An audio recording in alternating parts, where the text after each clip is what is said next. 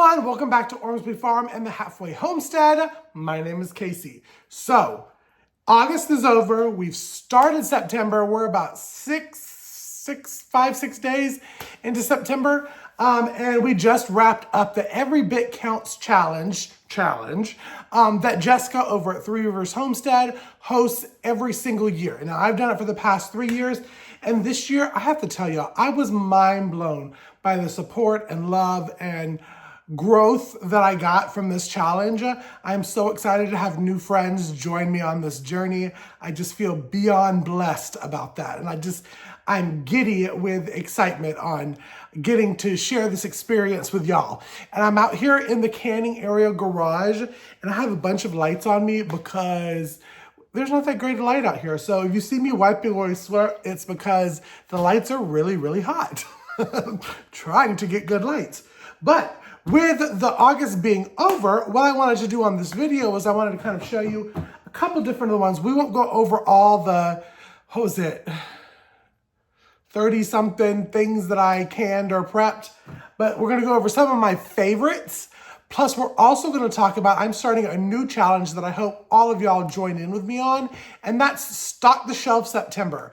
And listen, Jessica starts it great with August. She starts it with Every Bit Counts Challenge, where you preserve or can or freeze something every day for the month of August, which is a really good jump start to your prepping. September, what I want to continue on doing is still stocking the shelves, but not as hardcore as every single day. If you notice behind me, I have like one shelf of empty quarts. And what we're going to focus on is we're going to focus a lot on meats and soups over September, canning them and getting them on the shelf right here so they're ready come the winter for convenience food. So that's what we're going to talk about. We're going to talk about some of my favorite ones from August. We're going to talk about the challenge going forward. And I also am going to show you a little sneak peek. I have some American breast eggs in the incubator. I am hatching them for a friend who are turning them into meat birds. And I'm really excited about that. So I'm going to show you a little bit of that. But first, if you are new here, if you found my channel just by clicking on the tube, hello, my name is Casey from Ormsby Farms, and I was a city boy that moved out to the country, but then moved back to the city. But I'm getting ready to move back to the country. So if these type of videos interest you, whether it's backyard chickens, cooking from scratch, canning, preserving, homesteading, in general, I hope you go ahead and click that subscribe button and click the bell, because that way YouTube will notify you anytime I put new content out to the channel. So yeah, let's go ahead and let's get into the intro, and I'm gonna pull out some of my favorites and we'll talk about them. Ormsby Farms and the Halfway Homestead.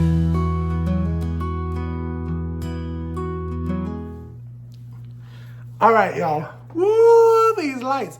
But that feels really good because I just had my hand in the freezer. So, behind me is my canning shelf. This is kind of the new setup that I did since I moved to this temporary homestead.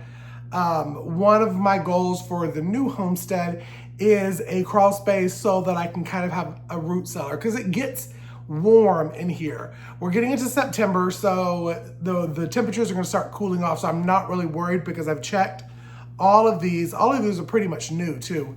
I've checked the seals and make sure that they're still sealed well and nothing's worried with them. But also I've checked my water glass eggs. That's 2 of the three half-gallon jars. It's 9 dozen. Me and math. All right, so let's talk about some of the things that I liked and that were actually new during this year Every Bit Counts challenge.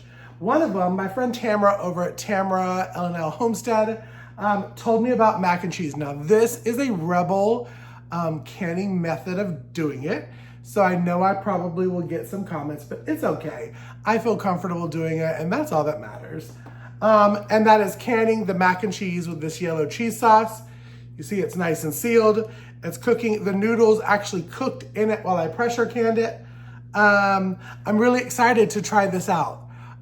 Now, there was a jar that did not seal, but that was a user era, nobody else era, and I got to try it that night, and it's really, really good. So I'm really excited about this one. Again, I will leave the video playlist right up here of Every Bit Counts Challenge 2025, where you can go and find the recipes and find me doing all of these different ones if you're interested. Also, if it's hard to find it, leave me a comment down below and say, hey, Casey, mac and cheese in a jar, and I'll tag you in a comment with the timestamp of where these were. So this one was the mac and cheese that I cooked. It's the yellow cheese, it's canned. I was really excited about that, but I also did a mac and cheese in a jar as like a dried kind of powder. And that's this one. This is semolina flour, noodles that I got from a boutique shop locally.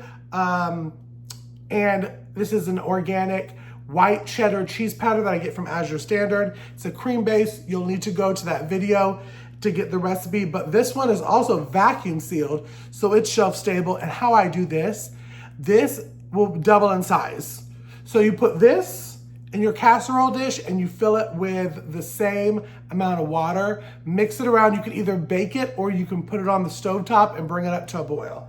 But different ways of mac and cheese, because over the winter, especially when family is over, we love some mac and cheese. So I'm glad to have different ways to do that.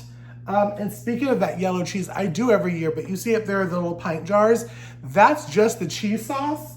And then I use my homemade rotel for football season, which is right now, to make like a rotel dip. Sometimes I get fancy and I put some meat in it, and sometimes I don't. I just do the cheese and the rotel, and it's great either way. So that's kind of really exciting to have those. I think we have 3.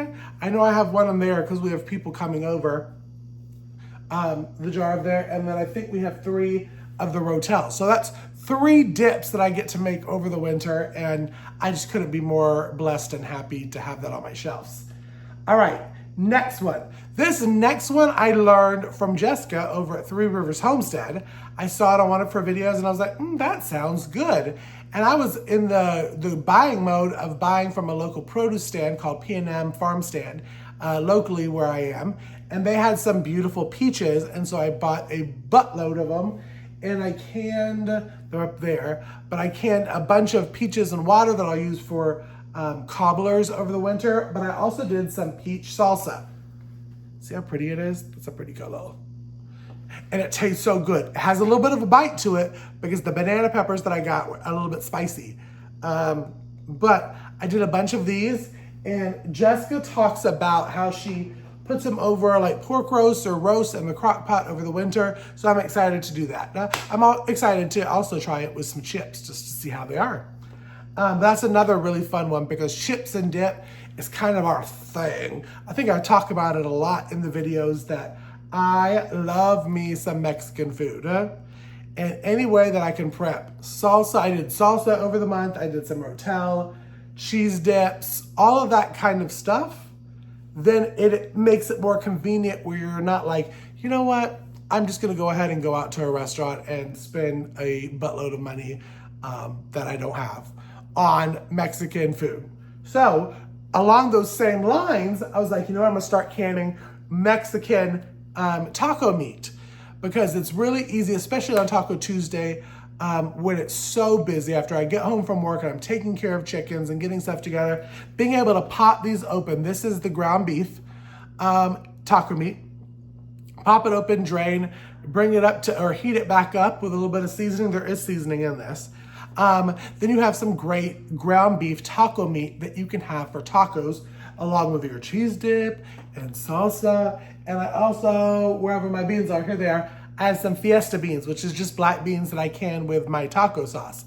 And my taco sauce was actually, or the seasoning, taco seasoning, was actually one of the things that I prepped during Every Bit Counts Challenge. So again, if you want any of these recipes and you can't find them in the video, just leave me a comment and be like, hey, Casey, give me a timestamp. So that was one of them. So I have this, and during September, I'm gonna be doing a lot of chicken in the can because I love canning chicken and it's so easy and convenient.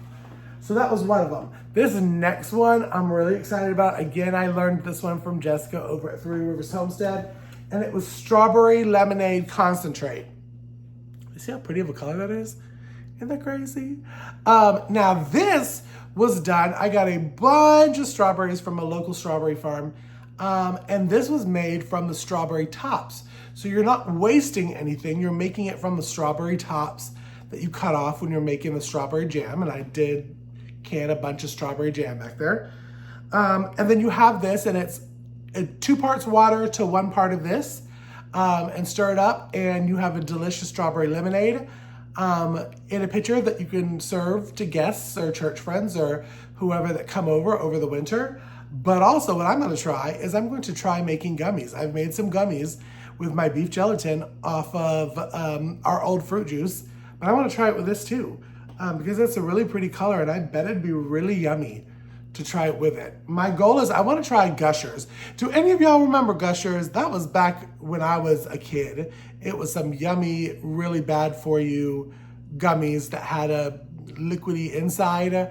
I want to try to make them homemade. I don't know if I even can do that, but we're going to try and see. And I'm going to try and use the strawberry lemonade concentrate, which I was really excited about. And that wasn't the only drinkish thing that I prepared.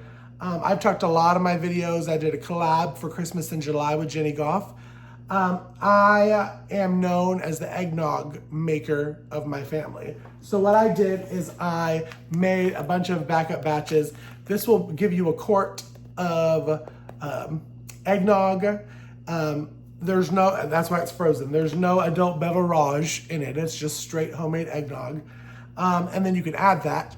So you can defrost it, pour it, and then you have a fresh homemade batch, especially over the winter when the eggs are going to start slowly dwindling for the winter while the girls rest. While you have a bunch of eggs right now, do some backups of these so you're able to pop it out, because it's really a delicious treat in the winter months. Sitting by the fire with family, with friends, talking and drinking some nice eggnog. And listen, you don't have to add any alcohol to it. You can just have it like this, and it is just as delicious. So that was one of my other favorite ones that I did. And I'm going to be doing that again in Stock the Shelf September, because I can never have enough, especially during December. I can take it to parties and all that kind of stuff. So you'll be seeing me do that a lot. The last thing before we talk about September is I did these little casseroles. Aren't these cute? These cute little aluminum things I got from the Amazon. And I used my out of air vacuum seal bags, and I vacuum sealed them, and they're frozen.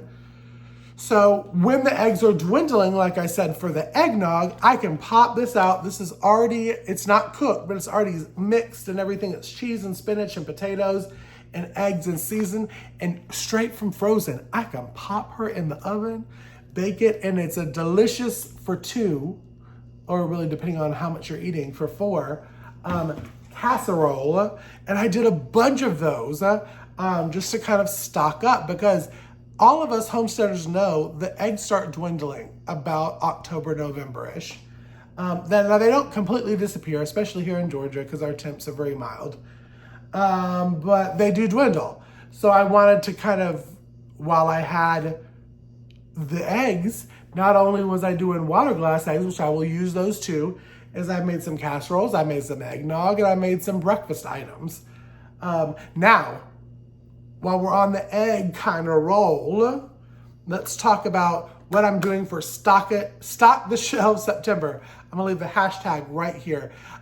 If you wanna join in with me on Stock the Shelf September, use this hashtag, tag my channel, Ormsby Farm the Halfway Homestead, and I will kind of start a playlist, and I'll put it all together of the different ones that tagged me and tagged the hashtag. That way other people can find some great September recipes that are good. But what I'm doing over September, because again, as you can see, I have a shelf right here. Let me turn it a little bit. All right here is empty quarts that I still have, and then down below is leftover salsa ones. But I'm not really worried about that because I make salsa year round, especially from my diced tomatoes that are right there. So when I have enough to make a batch, which is 9, I'll get those, make it, can, and then they'll go on the shelves. So I'm not really worried about that. This, I want to make sure that those are full. And what I'm going to do with those is I'm going to do a lot of canned meat. I get chicken legs when I don't have my own. Most of y'all know there was a issue with the freezers when I first moved, and all of my chicken and beef and pork that was raised and froze for the year had to be thrown away. It's very sad.